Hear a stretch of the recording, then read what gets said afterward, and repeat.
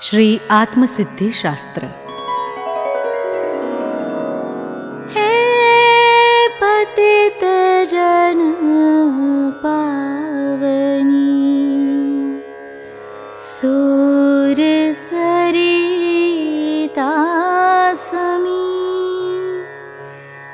अधम उद्धारिणी,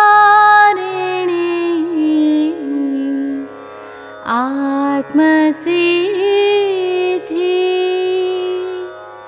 हे पतित जन पावनी, जन्म जन्मांतरो जानता जोगिए, आत्मानुभव वड़े आज दीधी। ओ पतित जन पावनी, भक्त भगीरथ समा, भाग्यशाली महा, भव्य सौभाग्यनी विनती थी। हे चारुतर भूमिना, नगर नडियादमा, पूर्ण कृपा प्रभु करीति। हे पतित जन पावनी, जे स्वरूप समझाविना, पाम्यो दुख अनंत, समझाव्यूं ते पद नमो। श्री सद्गुरु भगवंत, वर्तमान कालमा, मोक्ष मार्ग बहुलोप, विचारवा आत्मार्थिने, भाख्यो अत्र गोप्य। कोई क्रिया जड़ थई रहा, शुष्क ज्ञान मां कोई, माने मार्ग मोक्षनो, करुणा उपजे जो। बाह्य क्रिया माराजता, अंतर भेदन काय, ज्ञान मार्ग निषेधता, तेह क्रिया जड़ आई। बंध मोक्ष छे कल्पना, भाखे वाणी माही, वर्ते मोहा वेशमा, शुष्क ज्ञानी ते आही। वैराग्यादि सफल तो, जो सह आत्म ज्ञान, तेमज आत्म ज्ञाननी प्राप्ति तणानी दान। त्याग विरागन चित्तमा, थायन तेने ज्ञान, अटके त्याग विरागमा तो भूले निज भान। ज्या ज्या जे जे योग्य छे, ज्या ज्या जे जे योग्य छे, तहा समझवूं ते त्यां त्यां ते आचरे आत्माथी जने।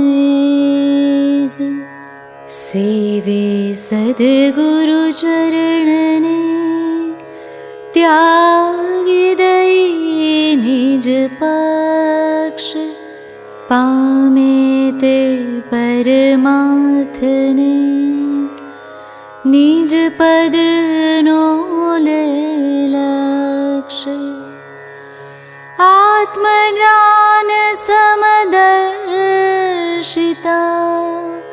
विचरे उदय प्रयोग, अपूर्ववाणी परमश्रुत सद्गुरु लक्षण योग्य।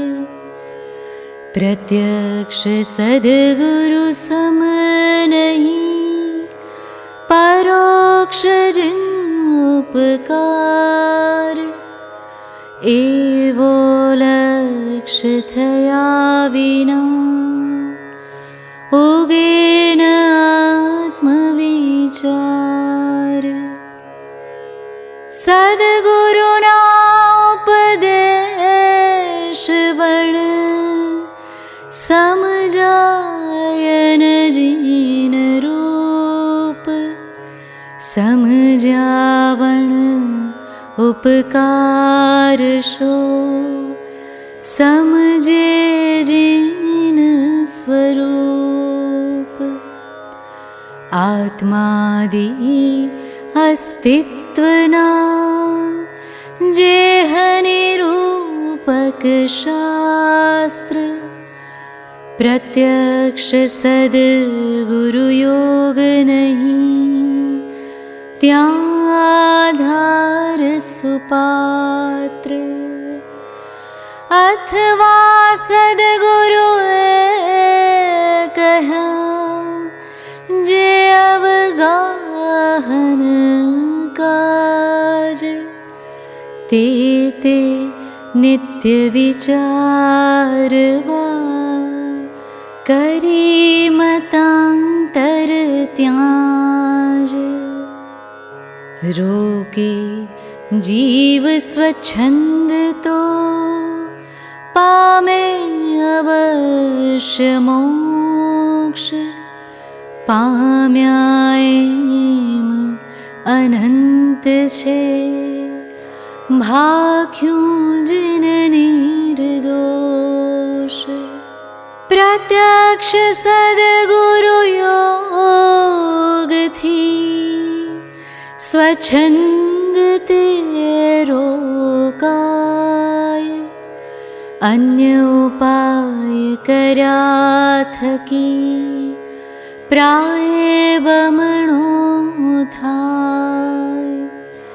स्वच्छंद मत आग्रह तजी वर्ते सद्गुरु लक्ष्य, समकित तेने भाखियूं कारण गणी प्रत्यक्ष। मानादिक शत्रु महा निज छंदे न मराय, जाता सद्गुरु शरण मां अल्प प्रयासे जाय।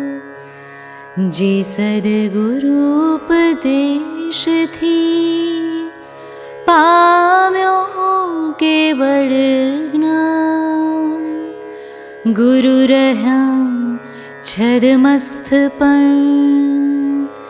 विनय करे भगवान। एवो मार्ग विने तणो, एवो मार्ग विने तणो, भाख्यो श्री वीतराग। मूळ हेतु ए मार्गनो, समझे कोई सुभाग्य। असद्गुरु ए विनयनो, लाभ लहे जो कान। महामोहनी कर्म थी, बूढ़े भव जड़ माही। होय मुमुक्षु जीवते, समझे एह विचार। होय मतार्थी जीवते, आवड़ो ले निर्धार। होय मतार्थी तेहने, थायन आत्मलक्ष्य। तेह मतार्थी लक्षणो, अहीं कह्या निरपक्ष। तेह मतार्थी लक्षणो, अहीं कह्या निरपक्ष। मतार्थी लक्षण। बाह्य त्याग पण ज्ञान नहीं, ते माने गुरु सत्य। अथवा निज कुळ धर्मना, ते गुरु माज ममत्व। जे जिन देह प्रमाणने, समवसरणादि सिद्धि। वर्णन समझे जीननो, रोकी रहे निज बुद्धि। प्रत्यक्ष सद्गुरु योगमा, वर्ते दृष्टि विमुख। असद्गुरु ने दृढ़ करे, निज मानार्थ मुख्य। देवादि गति भंगमा, जे समझे श्रुत ज्ञान। माने निज मत वेशनो, आग्रह मुक्ति निदान। लह्यूं स्वरूपन वृत्तिनु, ग्रह्यूं व्रत अभिमान। ग्रहे नहीं परमार्थने, लेवा लौकिक मान। अथवा निश्चय न ग्रहे, मात्र शब्द निमाय। लोपे सद्व्यवहारने, साधन रहित थाय। ज्ञान दशा पामे नहीं, साधन दशान का। पामे तेनो संग जे, ते बूढ़े भव माही। ए पण जीव मतार्थमा, निज मानादि काज। पाम नहीं परमार्थने अनधिकारी मार्ग। नहीं कषाय उपशांतता, नहीं अंतर वैराग्य। सरलपणु न मध्यस्थता, हे मतार्थी दुर्भाग्य। लक्षण कह्या मतार्थिना, लक्षण कह्या मतार्थिना। मतार्थ जावा काज, हवे कहूँ आत्मार्थिना। आत्म अर्थ सुख साज, हवे कहूँ आत्मार्थिना। आत्म अर्थ सुख साज। आत्मार्थी लक्षण। आत्मज्ञान त्या मुनिपणु, ते साचा गुरु होय। बाकी कुड गुरु कल्पना, आत्मार्थी नहीं जोय। प्रत्यक्ष सद्गुरु प्राप्तिनो, गणे परम उपकार। त्रणेय योग एकत्व थी, वर्ते आज्ञाधार। एक होय त्रण काळमा, परमारथनो पंथ। प्रेरेते परमार्थने, ते व्यवहार समंत। हेम विचारी अंतरे, हेम विचारी अंतरे। शोधे सद्गुरु योग, काम एक आत्मार्थनो। बीजो नहीं मन रोग, कषायनी उपशांतता। मात्र मोक्ष अभिलाष, भवे खेद प्राणी दया।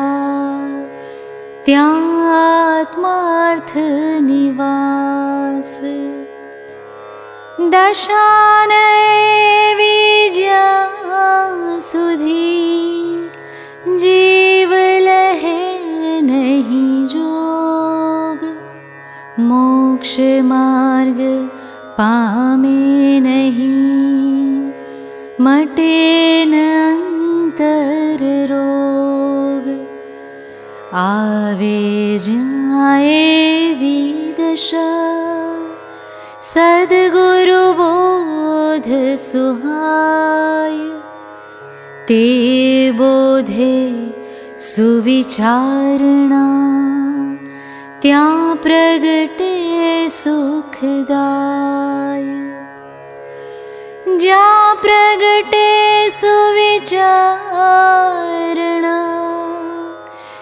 त्या प्रगटे निज ज्ञान। जे ज्ञाने क्षय मोह थई, पामे पद निर्वाण। उपजे ते सुविचारणा, मोक्ष मार्ग समजाय। गुरु शिष्य संवाद थी, भाखूं षटपद आहि। गुरु शिष्य સંવાદથી ભાખું ષટપદ આહી. ષટપદ નામ કથન. આત્મા છે તે નિત્ય છે કરતા નિજ કર્મ, છે ભોગતા વળી મોક્ષ છે, મોક્ષ ઉપાય સુધર્મ. ષટ સ્થાનક સંક્ષેપમાં ષટ દર્શન પણ તે સમજાવા પરમાર્થને કહ્યા જ્ઞાનીએ. સમજાવા પરમાર્થને કહ્યા જ્ઞાનીએ.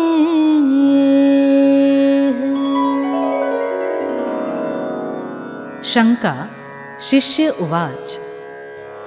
આત્માના હોવાપણારૂપ પ્રથમ સ્થાનકની શિષ્ય શંકા કહે છે.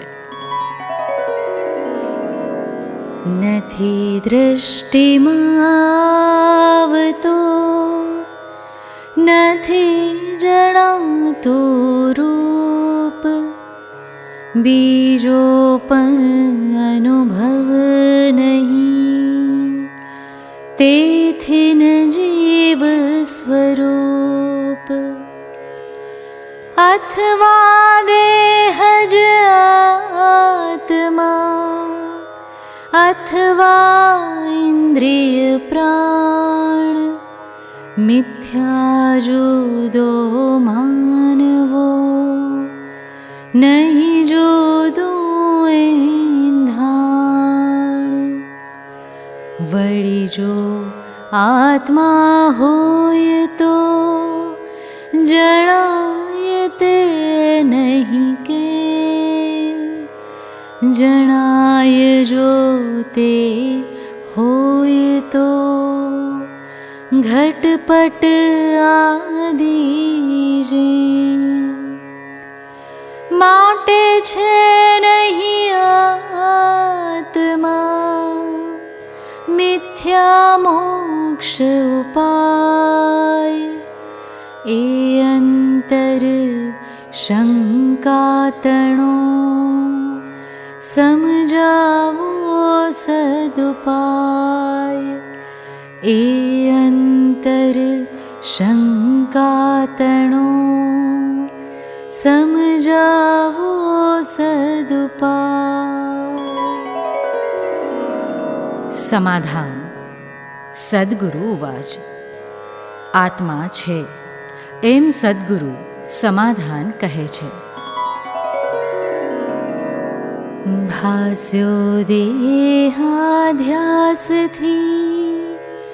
આત્મા દેહ સમાન, પણ તે બંને ભિન્ન છે પ્રગટ લક્ષણે ભાન. ભાસ્યો દેહાધ્યાસથી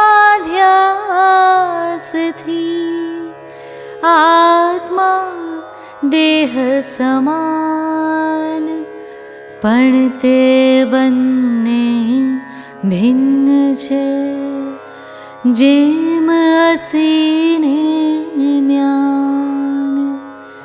જે દ્રષ્ટા છે દ્રષ્ટિનો, જે જાણે છે રૂપ, અબાધ્ય અનુભવ જે રહે તે છે જીવ સ્વરૂપ. છે ઇન્દ્રિય પ્રત્યેકને નિજ નિજ વિષયનું જ્ઞાન, પાંચ ઇન્દ્રિયના વિષયનું પણ આત્માને ભાન. દેહન જાણે તેહને, જાણે ન ઇન્દ્રિય પ્રાણ. આત્માની સત્તા વડે તેહ પ્રવર્તે જાણ.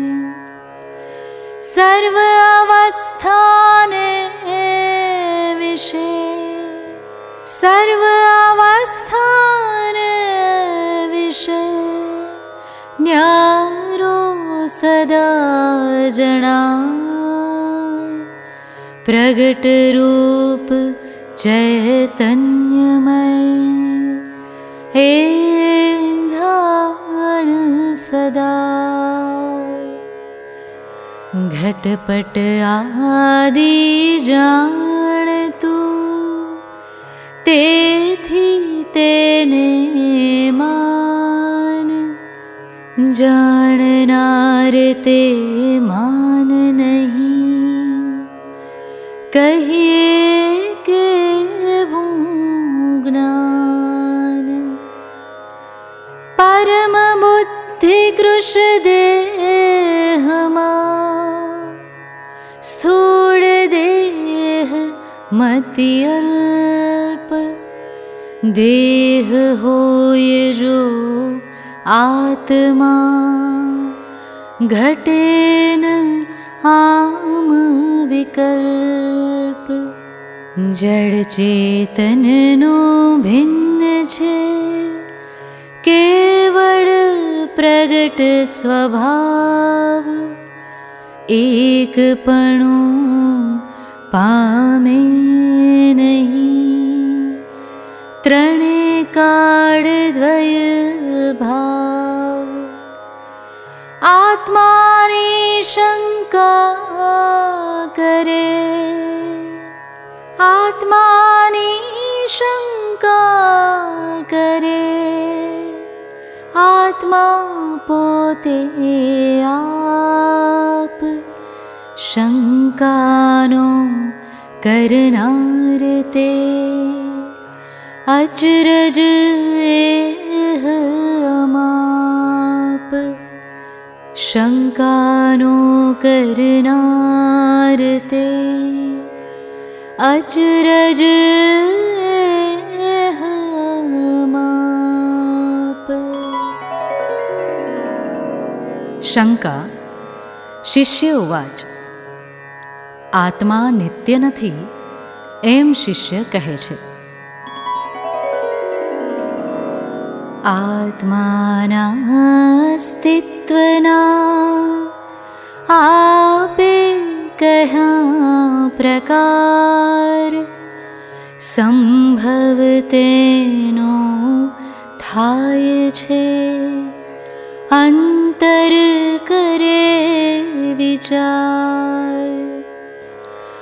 બીજી શંકા થાય ત્યાં, આત્મા નહીં અવિનાશ.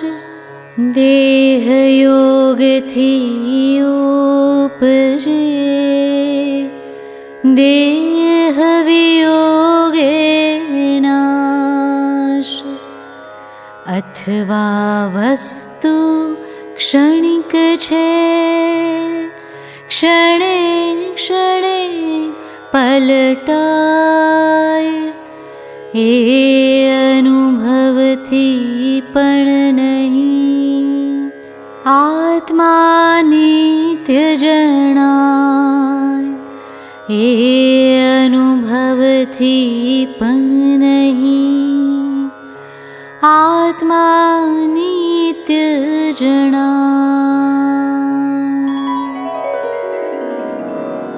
સમાધાન. સદ્ગુરુ ઉવાચ. આત્મા નિત્ય છે એમ સદ્ગુરુ સમાધાન કરે છે.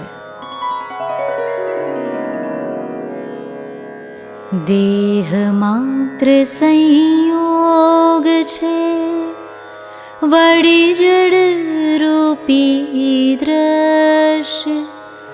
ચેતનના ઉત્પત્તિ લે કોના અનુભવવા. જેનાનુભવવશે ઉત્પન્ન લયનું જ્ઞાન, તેથી જુદા વિના થાય ન કેમે ભાન. જે સંયોગો દેખીએ તે અનુભવ દ્રશ્ય, ઉપજે નહીં સંયોગથી આત્મા નિત્ય પ્રત્યક્ષ. જળથી ચેતન ઉપજે, જળથી ચેતન ઉપજે, ચેતનથી જડ થાય. એવો અનુભવ કોઈને ક્યારે કદી ન થાય. કોઈ સંયોગોથી નહીં જેની ઉત્પત્તિ થાય, નાશન તેનો કોઈમાં, તેથી નિત્ય સદાય. ક્રોધાદિતરતમ્યતા સર્પાદિકની માય, પૂર્વજન્મ સંસ્કાર તે જીવ નિત્યતા ત્યાં. આત્મા દ્રવ્ય નિત્ય છે, પર્યાય પલટાય. બાળાદિ વયત્રણ્યનું જ્ઞાન એકને થાય. અથવા જ્ઞાન ક્ષણિકનું જે જાણી વદનાર, વદનારો તે ક્ષણિક નહીં, કર અનુભવ નિર્ધાર. ક્યારે કોઈ વસ્તુનો કેવળ હોય ન નાશ, ચેતન પામે નાશ તો કેમાં ભળે તપાસ. ચેતન પામે નાશ તો કેમાં ભળે તપાસ. શંકા. શિષ્ય ઉવાચ. આત્મા કર્મનો કરતા નથી એમ શિષ્ય કહે છે. કરતા જીવન કર્મનો, કર્મ જ કરતા કર્મ, અથવા સહજ સ્વભાવ કા કર્મ જીવનો ધર્મ. આત્મા સદા સંગને કરે પ્રકૃતિ બંધ, અથવા ઈશ્વર પ્રેરણા, તેથી જીવ અબંધ. માટે મોક્ષ ઉપાયનું કોઈ ન હેતુ જણાય. કર્મ તણું કરતાપણું કાનહી જાય, કર્મ તણું કરતાપણું, કાનહી જાય. સમાધાન. સદ્ગુરુ ઉવાચ. કર્મનું કરતાપણું આત્માને જે પ્રકારે છે તે પ્રકારે સદ્ગુરુ સમાધાન કરે છે. હોયન ચેતન પ્રેરણા, કોણ ગ્રહે તો કર્મ, જડ સ્વભાવ નહીં પ્રેરણા, જો વિચારી ધર્મ. જો ચેતન કરતું નથી થતા તો કર્મ, તેથી સહજ સ્વભાવ નહીં, તેમજ નહીં જીવ ધર્મ. કેવળ હોત અસંગ જો, ભાસત તને ન કેમ, અસંગ છે પરમાર્થથી, પણ નિજ ભાને તેમ. કરતા ઈશ્વર કોઈ નહીં, કરતા ઈશ્વર કોઈ નહીં, ઈશ્વર શુદ્ધ સ્વભાવ, અથવા પ્રેરક તે ગણી, ઈશ્વર દોષ પ્રભાવ. ચેતન જો નિજ ભાનમાં, કરતાપ સ્વભાવ, વર્તે નહીં નિજ ભાનમાં, કરતા કર્મ પ્રભાવ, વર્તે નહીં નિજ ભાનમાં, કરતા કર્મ પ્રભાવ. શંકા. શિષ્ય ઉવાચ. તે કર્મનું ભોગતાપણું જીવને નહીં હોય? એમ શિષ્ય કહે છે. જીવ કર્મ કરતા કહો, પણ ભોગતા નહીં સોય. શું સમજે જડ કર્મ કે, ફળ પરિણામી હોય. ફળદાતા ઈશ્વર ગણે, ફળદાતા ઈશ્વર ગણે, ભોગતાપણું સધાય. એમ કહે ઈશ્વર તણું, ઈશ્વરપણું જ જાય. ઈશ્વર સિદ્ધ થયા વિના, જગત નિયમ નહીં હોય. પછી શુભાશુભ કર્મના, ભોગ્ય સ્થાન નહીં કોઈ. પછી શુભાશુભ કર્મના,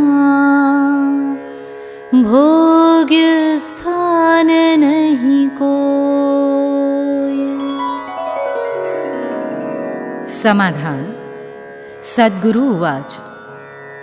જીવને પોતાના કરેલા કર્મનું ભોગતાપણું છે, એમ સદ્ગુરુ સમાધાન કરે છે. ભાવ કર્મ નિજ કલ્પના માટે ચેતન રૂપ જીવ વીરની સ્ફુરણા ગ્રહણ કરે જળધૂપ. જેર સુધા સમજે નહીં જીવ ખાય ફળ થાય. એમ શુભાશુભ કર્મનું ભોગતાપણું જણાય. એક રાંકને એક નૃપ એ આદિ જે ભેદ કારણ વિનાન કાર્ય તે જ શુભાશુભ વેદ્ય. ફળદાતા ઈશ્વર તણી ફળદાતા ઈશ્વર તણી એમાં નથી જરૂર. કર્મ સ્વભાવે પરિણમે થાય ભોગથી દૂર. તે ભોગ્ય વિશેષના સ્થાનક દ્રવ્ય સ્વભાવ ગહન વાત છે શિષ્ય કઈ સંક્ષેપે સાવ. ગહન વાત છે શિષ્ય કઈ સંક્ષેપે સાવ. શંકા. શિષ્ય ઉવાચ. તે કર્મથી જીવનો મોક્ષ થઈ શકે છે? એમ શિષ્ય કહે છે.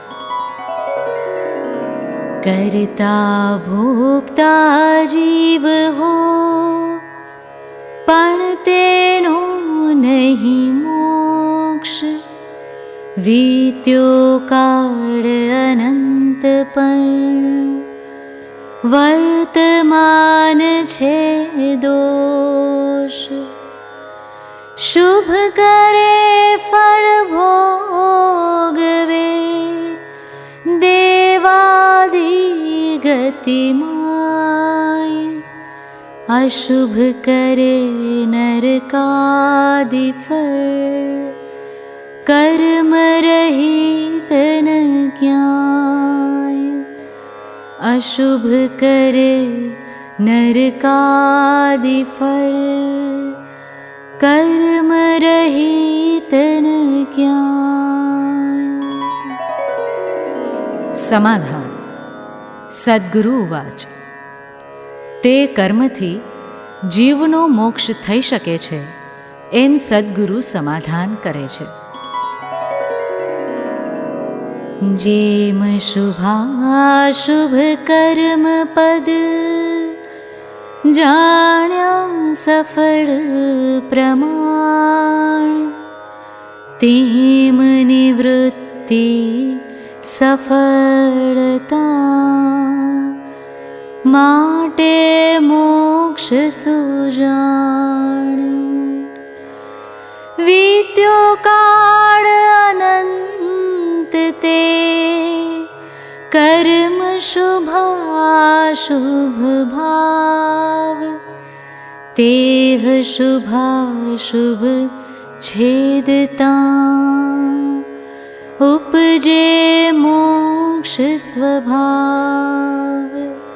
દેહાદિક સંયોગનો આત્યંતિક વિયોગ સિદ્ધ મોક્ષ શાશ્વત પદે निज अनंत सुख भोग, सिद्ध मोक्ष शाश्वत पद, निज अनंत सुख भोग। शंका। शिष्य उवाच। मोक्षनो उपाय નથી એમ શિષ્ય કહે છે। होय कदापि मोक्ष पद, नहीं अविरोध उपाय, कर्मो काळ अनंतना, साथे छेद्या जाय। अथवा मत दर्शन घणा, कहे उपाय अनेक, तेमा मत साचो कयो, बने नएह विवेक। कई जाति मां मोक्ष छे, कया वेश मां मोक्ष, एनो निश्चय ना बने, घणा भेद ए दोष।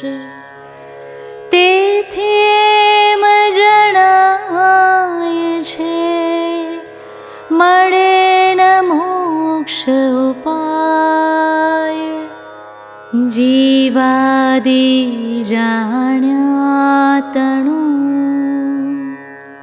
शोपकार ज थाय। पांचे उत्तरथी थयुं, समाधान सर्वांग, समझो मोक्ष उपाय तो, उदय उदय सद्भाग्य। समझो मोक्ष उपाय तो, उदय उदय सद्भाग्य। समाधान। સદ્ગુરુ ઉવાચ। મોક્ષનો ઉપાય છે એમ સદ્ગુરુ કહે છે। પાંચે ઉત્તરની થઈ, आत्मा विषे प्रतीत, थाशे मोक्षोपायनी,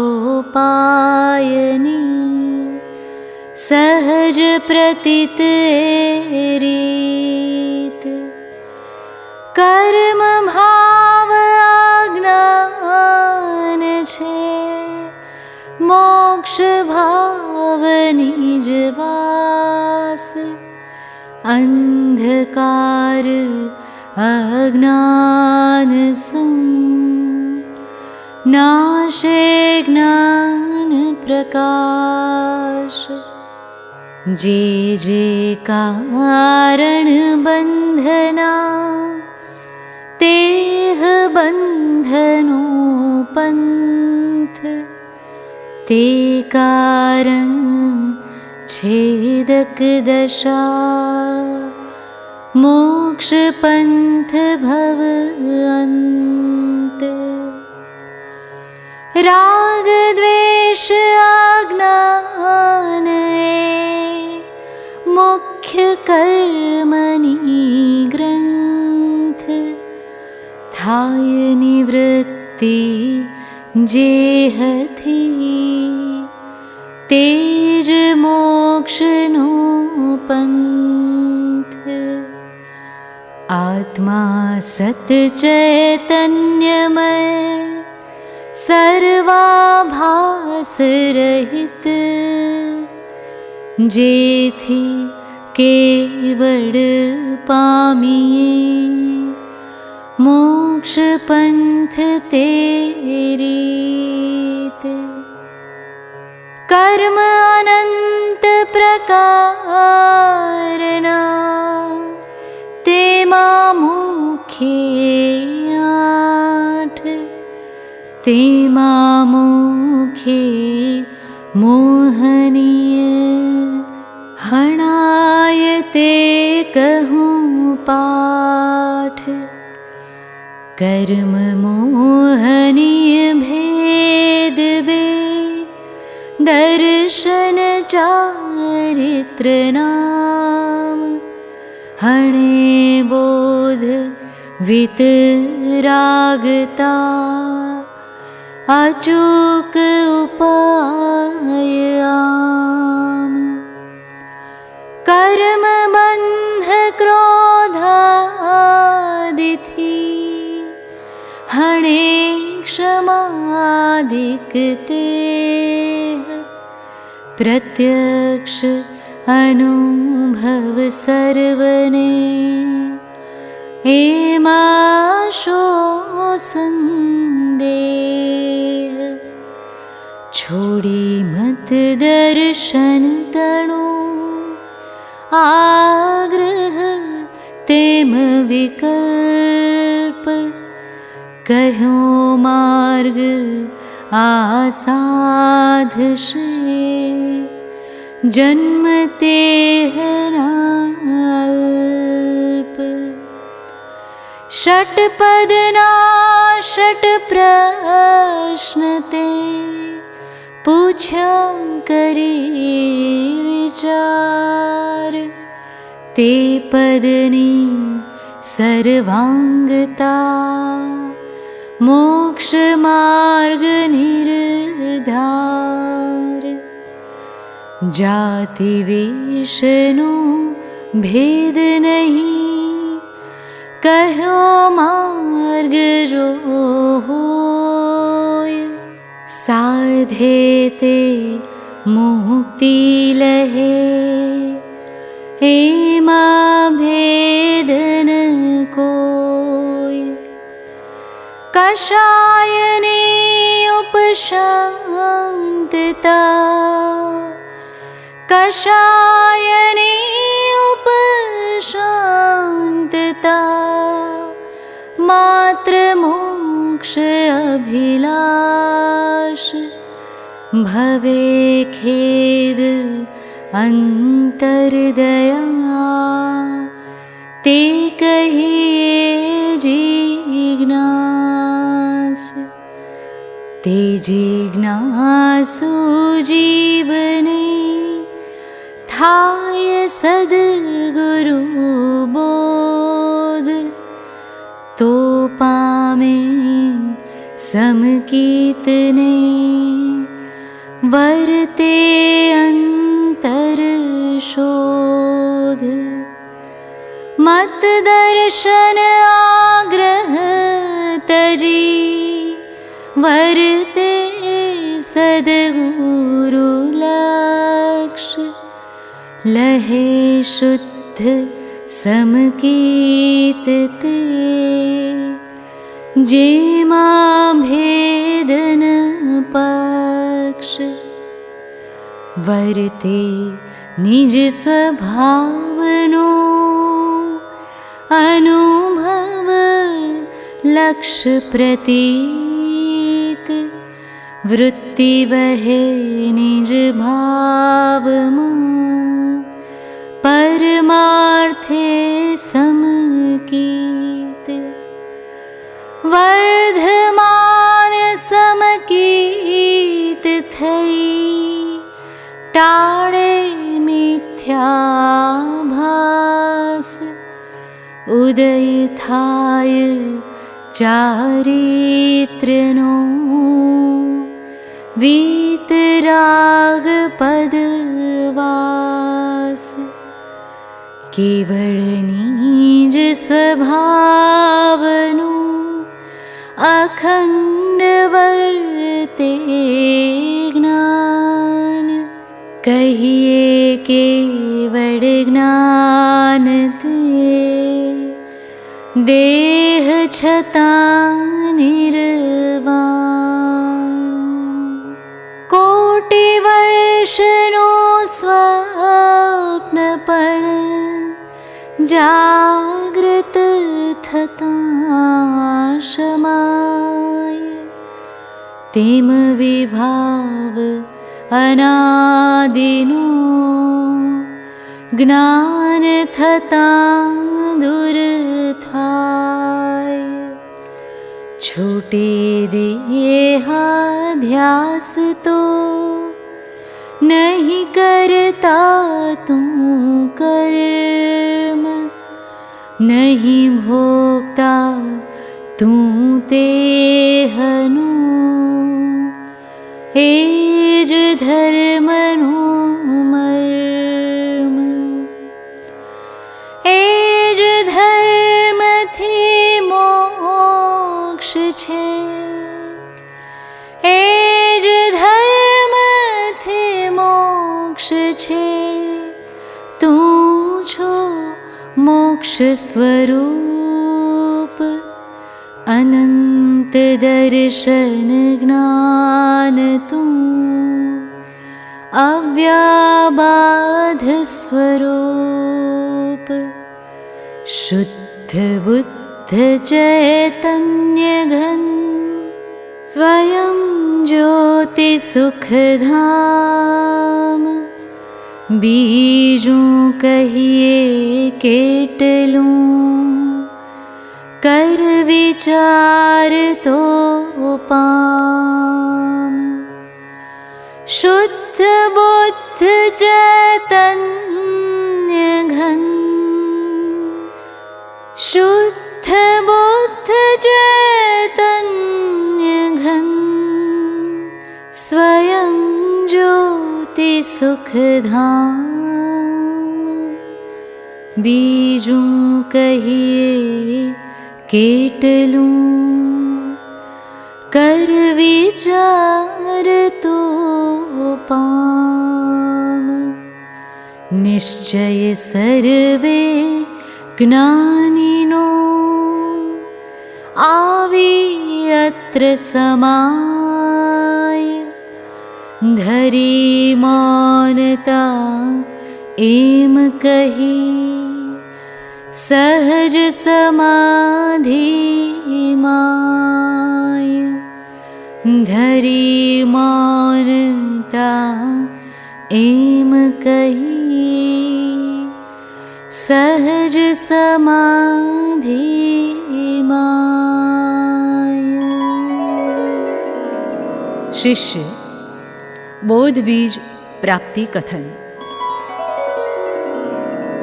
सद्गुरुना उपदेश थी आव्यो अपूर्व भान निज पद निज माही लयूं दूर थयूं अज्ञान भास्यो निज स्वरूप ते शुद्ध चेतना रूप अजर अमर अविनाशिनी देहातीत स्वरूप कर्ता भोक्ता कर्मणो विभाव वर्ते जाय वृत्ति वही निज भावमा थयो करता त्याय अथवा निज परिणाम जे शुद्ध चेतना रूप कर्ता भोक्ता तेहनु निर्विकल्प स्वरूप मोक्ष कह्यो निज शुद्धता ते पामे ते पंथ समझाव्यो संक्षेपमा सकळ मार्ग निर्ग्रंथ। आहो आहो श्री सद्गुरु, आहो आहो श्री सद्गुरु, करुणा सिंधु अपार, आपामर पर प्रभु करो, आहो आहो उपकार। शू प्रभु चरण कने धरूं, आत्मा थी सौहीन, ते तो प्रभुए आपियो, वर तू चरणाधीन। आदेहादि आज थी, वर तो प्रभु आधीन। दास दास हूँ दास छूँ, तेह प्रभुनो दीन। षट स्थानक समझाविने, भिन्न बताव्यो आप। म्यान थकी तरवारवत, हे उपकार अमाप। म्यान थकी तरवारवत, हे उपकार अमाप। उपसंहार। दर्शन षटे समाय छे, आ षट स्थानक माही। विचारता विस्तार थी, संशय रहे न काई। आत्मभ्रांति समरोग नहीं, सद्गुरु वैद्य सुजान। गुरु आज्ञा समपथ्य नहीं, औषध विचार ध्यान। जो इच्छो परमार्थ तो, करो सत्य पुरुषार्थ। भव स्थिति आदि नाम लई, छेदो नहीं आत्मार्थ। निश्चय वाणी सांभळी, निश्चय वाणी सांभळी। साधन तजवानोय, निश्चय राखी लक्ष्यमा। साधन करवा सोय, नय निश्चय एकांत थी। आमान थी कहेल, एकांते व्यवहार नहीं। बन्ने साथ रहेल, गच्छ मत निज कल्पना। ते नहीं सद्व्यवहार, भान नहीं निज रूपनु।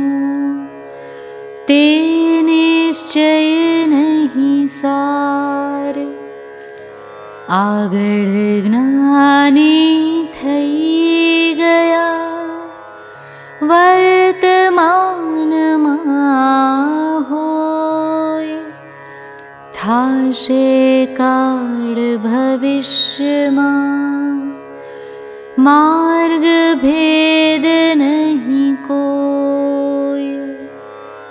सर्व जीव छे सिद्ध सम, सर्व जीव छे सिद्ध सम। जे समझे ते थाय, सद्गुरु आज्ञा जिन दशा। निमित्त कारण माय, उपादाननु नाम लई। ए जे तजे निमित्त, पामे नहीं सिद्धत्वने। रहे भ्रांति मां स्थित, मुख थी ज्ञान कथे अने। अंतर छुट्यो न मोह, ते पामर प्राणी करे। मात्र ज्ञानीनो द्रोह, दया शांति समता क्षमा। सत्य त्याग वैराग्य, होय मुमुक्षु घट विषय। एह सदाय सुजाग्य, मोह भाव क्षय होय जा। अथवा होय प्रशांत, ते कहिए ज्ञानी दशा। बाकी कहिए भ्रांत, सकल जगत तेठवत। अथवा स्वप्न समान, ते कहिए ज्ञानी दशा। बाकी वाचा ज्ञान, स्थानक पांच विचारिने। छठे वर्ते जे, पामे स्थानक पांचमो। एमा नहीं संदेह, देह छतां जेनी दशा। वर्ते देहातीत, ते ज्ञानीना चरणमां। हो वंदन अगणित, देह छतां जेनी दशा। देह छतां जेनी दशा, वर्ते देहातीत। ते ज्ञानीना चरणमां। हो वंदन अगणित, ते ज्ञानीना चरणमां। हो वंदन अगणित। श्री सुभाग्यने श्री अचर, आदि मुमुक्षु काज। तथा भव्य हित कारणे, कहो बोध सुख सार। साधन सिद्ध दशाहि, कही सर्व संक्षेप षट्दर्शन संक्षेपमा भाख्या निर्विक्षेप परम पुरुष प्रभु सद्गुरु परम ज्ञान सुखधाम जेणे आप्यूं भान निज तेने सदा प्रणाम देह छतां जेनी दशा वर्ते देहातीत ते ज्ञानीनां चरणमां हो वन्दन अगणित ते ज्ञानीनां चरणमां